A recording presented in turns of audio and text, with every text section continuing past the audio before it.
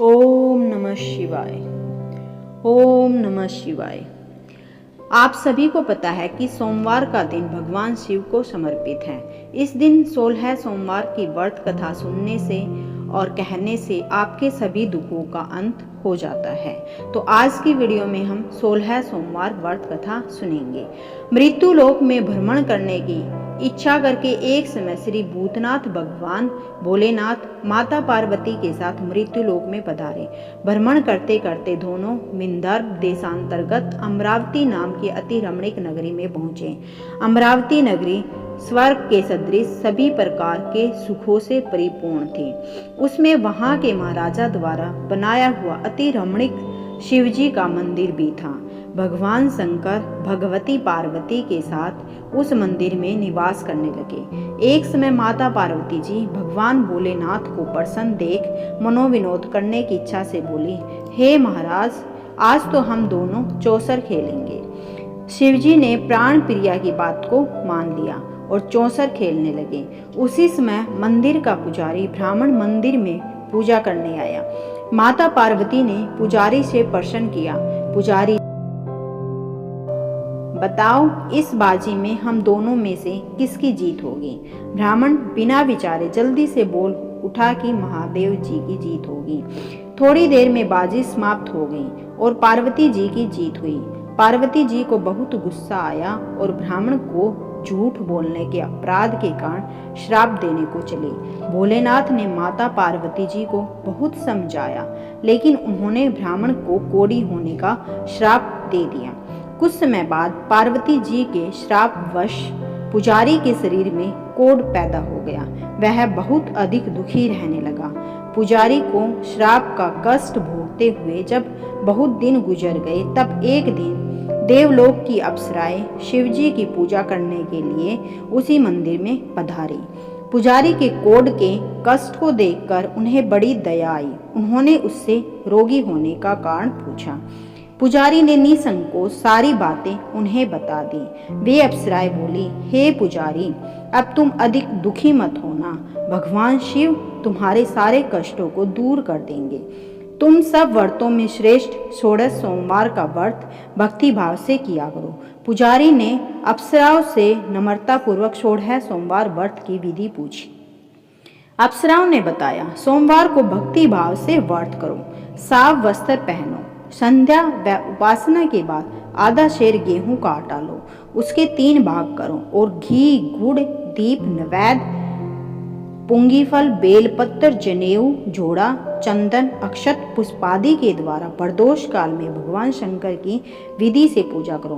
तत्पश्चात तीनों भाग में से एक शिवजी को अर्पण करो, बाकी 2 शिवजी का प्रसाद समझकर उपस्थित लोगों में बांट दो और आप भी प्रसाद समझकर खाओ। इस विधि से 16 सोमवार व्रत रखो।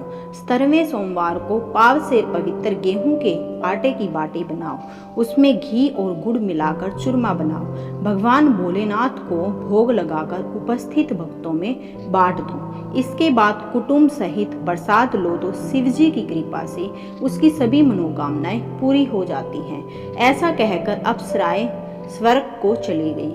ब्राह्मण ने यथाविधि 16 सोमवार व्रत किया तथा भगवान शिव की कृपा से रोग से मुक्ति पाकर आनंद से रहने लगा। कुछ दिन बाद शिवजी और पार्वती जी उस मंदिर में पुनः पधारे।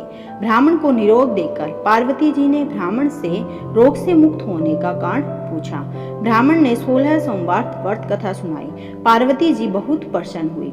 ब्राह्मण से व्रत की विधि पूछी और स्वयं व्रत करने के लिए तैयार हो गई। व्रत करने के बाद उनकी मनोकामनाएं पूरी हुई और उनके रूठे बेटे स्वामी कार्तिकेय स्वयं माता के आज्ञाकारी हुए।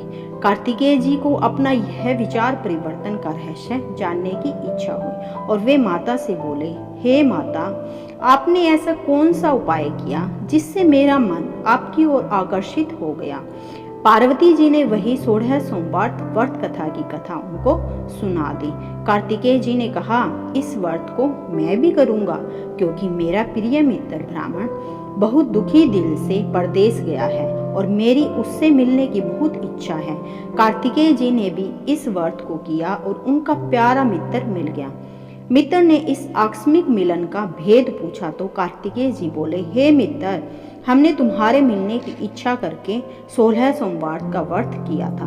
अब तो ब्राह्मण मित्र को अपने विवाह की बड़ी चिंता हुई। उसने कार्तिकेय जी से व्रत की विधि पूछी और यथाविधि व्रत किया। व्रत के प्रभाव से जब वह किसी कार्य से विदेश गया तो वहां के राजा की लड़की का स्वयंवर था।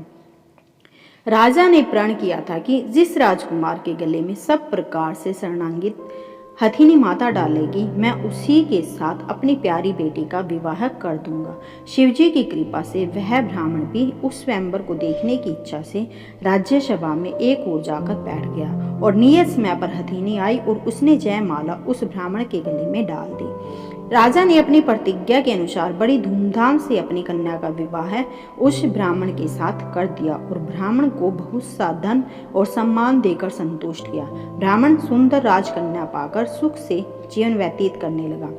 एक दिन राजकन्या ने अपने पति से प्रश्न किया, हे प्राणनाथ, आपने ऐसा कौन सा भारी पुण्य किया था जिसके प्रभाव से हथिनी ने सब राजकुमारों को छोड़कर आपको वर्ण किया? ब्राह्मण बोले, हे प्राण प्रिय, मैंने अपने मित्र कार्तिकेय जी के कथानुसार 16 सोमवार का व्रत किया था, जिसके प्रभाव से मुझे तुम जैसी रूपवान पत्नी की प्राप्ति हुई है। इस व्रत की महिमा सुनकर राजकन्या को भी बड़ी हैरत हुई।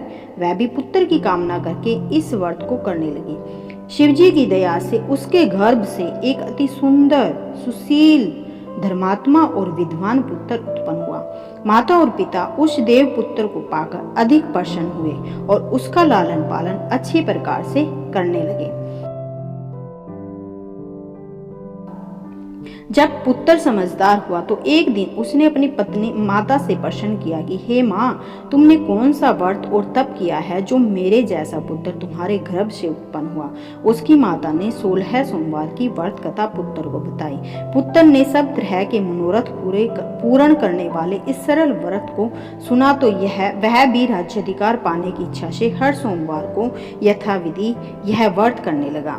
व्रत शुरू करने के बाद एक देश के वृद्ध राजा के दूतों ने आकर उसको राजकन्या के लिए वर्ण किया। राजा ने अपनी बेटी का विवाह ऐसे सर्व गुण संपन्न ब्राह्मण युवक के साथ करके बड़ा सुख प्राप्त किया।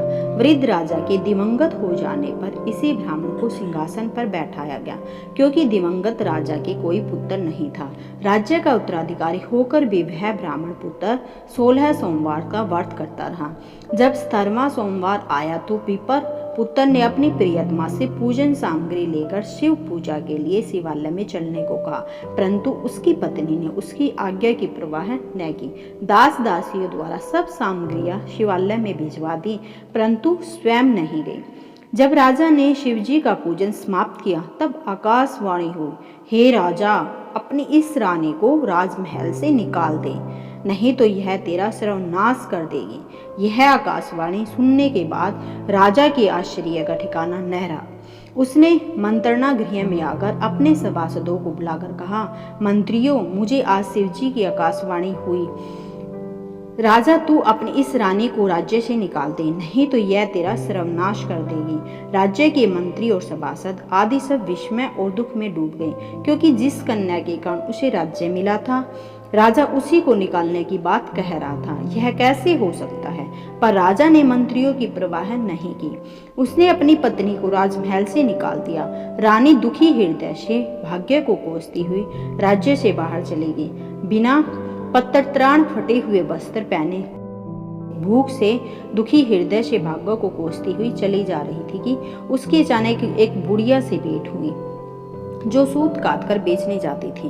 रानी की क्रूण दशा देखकर वह बोली, चल तू मेरा सूत बिकवा दे, मैं बूढ़ी हूँ, भाव करना नहीं जानती हूँ। यह बात सुन रानी ने बुढ़िया के सिर से सूत की गठरी उतार कर अपने सिर पर रख ली।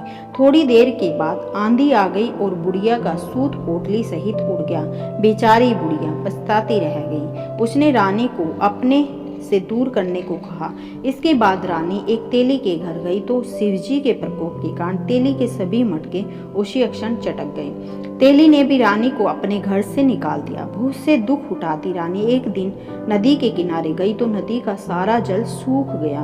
उसके पश्चात रानी एक जंगल में गई। वहां सरोवर में पानी पीने गई तो उसके हाथ का स्पर्श होते ही सरोवर का नील कमल के समान जल असंख्य कीड़ों में होकर गंदा हो गया।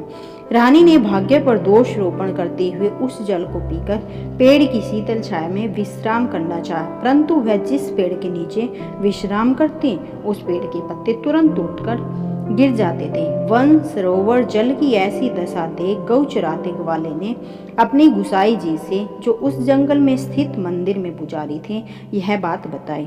गुसाई जी के आदेशानुसार ग्वाले रानी को पकड़कर गुसाई जी के पास लाए। रानी की मुख कांति और शरीर शोभा देख गुसाई जी जान गई कि यह अवश्य ही कोई विधि की गति की मारी कुलीन स्त्री है। पुजारी ने रानी से कहा, पुत्री, मैं तुमको अपनी पुत्री के समान रखूंगा। तुम मेरे आश्रम में आकर रहो। मैं तुम्हें किसी प्रकार का दुख नहीं होने दूंगा। गुसाई जी के वचन सुनकर रानी को धीरज हुआ। वह आश्रम में रहने लगी। रानी जो भोजन बनाती उसमें कीड़े पड़ जाते, जल भर लाती उसमें भी कीड़े पड़ जाते। रानी की यह दशा देख गुसाई जी भी बड़े दुखी हुए और रानी से बोले, हे पुत्री, तुम्हारे ऊपर कौन से देवता का प्रकोप है जिससे तुम्हारी ऐसी हालत हुई है। पुजारी जी की बात सुनकर रानी ने शिवजी महाराज के पूजन का बहिष्कार करने की बात बताई तो पुजारी जी शिवजी महाराज की अनेक प्रकार से स्तुति करते हुए रानी से बोले कि हे पुत्री, तुम सब मनोरथ पूर्ण करने वाले 16 सोमवार व्रत को करो। हे पुत्री, सब मनोरथ पूर्ण करने वाले 16 सोमवार व्रत को करो। उसके प्रभाव से इस कष्ट से मुक्ति हो सकेगी। गुसाई जी की बात मानकर रानी ने 16 सोमवार व्रत किए। 17वें सोमवार को विधि विधान सहित पूजन किया। उस पूजा के प्रभाव से राजा के हृदय में विचार आया कि रानी को गए हुए बहुत समय बीत गया, न जाने कहाँ कहाँ भटकती होगी, उसे ढूंढना चाहिए। यह सोचकर रानी को तलाश करने के लिए राजा ने चारों दिशाओं में दूत भेजे। वे दूत रानी को तलाश करते हुए गुसाई जी के आश्रम में पहुंचे। वहां रानी को पाकर उनसे रानी को अपने साथ ले जाने का आग्रह करने लगे, परंतु गुसाई जी ने मना कर दिया। दूत चुपचाप वापस लौट आए और राजा को रानी का पता बतलाया। रानी का पता पाकर राजा गुसाई जी के आश्रम में गए और उनसे कहा, महाराज, जो देवी आपके आश्रम में रहती है वह मेरी पत्नी है। शिवजी के प्रकोप के कारण मैंने उसको त्याग दिया था। अब मैं भोलेनाथ की कृपा से उसे लेने आया हूँ। कृपा मुझे अपनी पत्नी को साथ ले जाने की आज्ञा दे। यह सुनकर गुसाई जी बड़े प्रसन्न हुए। उन्होंने रानी को राजा के साथ जाने की अनुमति दे दी।